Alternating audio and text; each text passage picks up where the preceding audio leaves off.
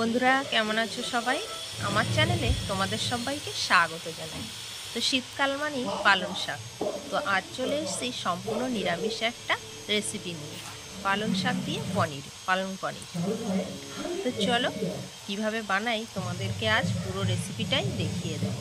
তো বন্ধুরা, আমার চ্যানেলে যদি নতুন বন্ধু হও তাহলে চ্যানেলটি সাবস্ক্রাইব করে পাশে থাকার অনুরোধ রইল। তো প্রথমেই পালং শাকটাকে ভালো করে বেছে আর কেটে ধুয়ে নিতে হবে। তো দেখো বন্ধুরা, পালং শাকটা কেটে এভাবে একটু বড় বড় করেই কেটে নিয়েছি, নিয়ে ভালো করে জলে ধুয়ে পরিষ্কার করে নিয়েছি। এখন গ্যাসে একটা কড়াই বসিয়ে দিয়েছি। কড়াইটা গরম হলে দিয়ে দেব বেশ একটু পরিমাণে সরিষার তেল। খুব বেশি দেব না।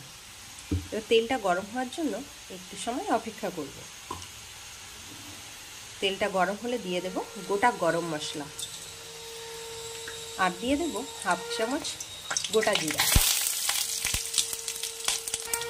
এখন এর মধ্যে দিয়ে দেব বড় বড় করে কেটে নিয়েছি একটু দুটো টমেটো। তোমরা চাইলে একটা টমেটোও দিতে পারো, আবার দুটোর বেশি টমেটোও দিতে পারো। তো আমি এখানে দুটো টমেটো দিলাম, দিয়ে একটু নেড়ে চেড়ে ভেজে নেব। এখন এর মধ্যে দিয়ে দেবো দুটো কাঁচা লঙ্কা ফাটিয়ে, গোটা দিলে ফেটে উঠবে, তাই জন্য মাঝখান থেকে ফাটিয়ে দিলাম। আর দিয়ে দেবো একটু আদার কুচি। এইসব একসাথে ভালো করে একটু ভেজে নেব। তো দেখো বন্ধুরা, মশলাটা কিন্তু একটু কষা কষা হয়ে গেছে। দেখো টমেটোগুলো গলে গেছে। এখন এই অবস্থাতে আমি এর মধ্যে পালং শাকগুলো দিয়ে দেবো। এভাবে কিন্তু পালং পনির বানালে দারুণ কালারটাও আসে আর খুব সুন্দর টেস্ট হয়। সম্পূর্ণ নিরামিষ, তাই আজ আমি শনিবারে এই রেসিপিটাই বানিয়ে নিচ্ছি। এখন একটু নেড়ে চেড়ে আর একটা ঢাকনা দিয়ে একটু 2 মিনিটের জন্য ঢেকে দেব, তাহলে শাকটা গলে যাবে, নরম হয়ে যাবে। তো দেখো শাকটাকে কিন্তু একটা ঢেকে দিতেই এরকম সুন্দর নরম হয়ে গেছে এবং জল ছেড়ে দিয়েছে। এবার ঢাকনা খুলে আরও 2 মিনিট রান্না করে নেব।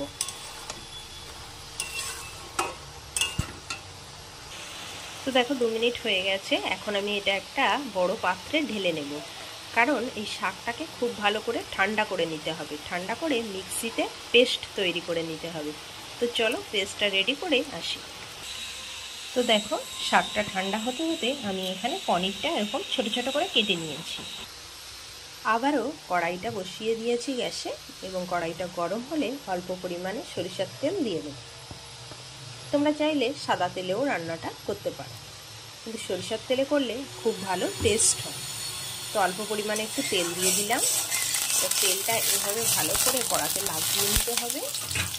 নিয়ে এখন এর মধ্যে টুকরো করা পনিরগুলো হালকা করে ভেজে নেব।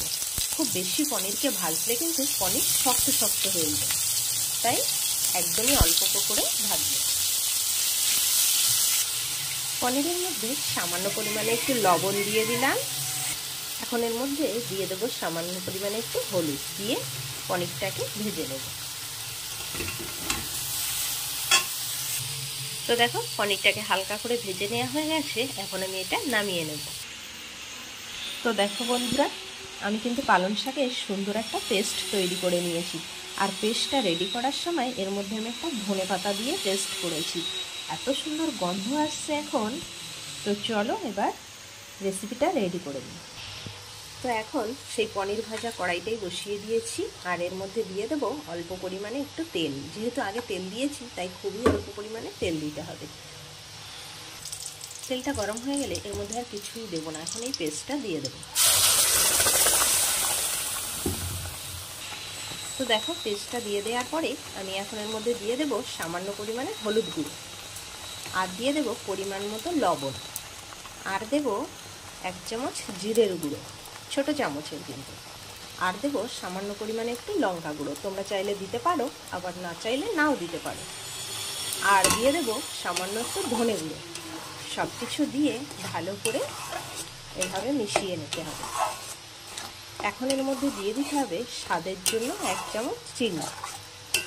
চিনিটা না দিলে কিন্তু যেহেতু নিরামিষ রেসিপি, এর টেস্টটা ভালো আসবে না, তাই একটু চিনি দিয়ে দেবো। চিনিটা দিয়ে ভালো করে এভাবে নেড়ে চেড়ে এখন যে পাত্রে পেস্টটা রেখেছিলাম ওটাই ধুয়ে সামান্য পরিমাণে একটু জল দিয়ে দেবো। দিয়ে আবারও ভালো করে মিশিয়ে নিতে হবে সব কিছু। মিশিয়ে নিয়ে এখন এর মধ্যে দিয়ে দেব ভেজে রাখা পনিরগুলো। এখন এটা এভাবে মিক্সড করে 2 মিনিট রান্নাটা করে নিলেই রেডি হয়ে যাবে পালং পনির। আর নামানোর সময় ওপর থেকে একটু গরম মশলা গুঁড়ো ও ফ্রেশ ক্রিম দিয়ে নামিয়ে নিলেই পুরোপুরি রেডি। অসাধারণ এই পালং পনিরের রেসিপি তোমাদের কেমন লাগলো অবশ্যই জানিও কিন্তু আমাকে। ভালো লাগলে লাইক, কমেন্ট ও বন্ধুদের সাথে শেয়ার করে আমার সাথে থেকো। তো দেখো বন্ধুরা, পালং পনির একদম রেডি। তো এখন আমি এটা নামিয়ে নেব।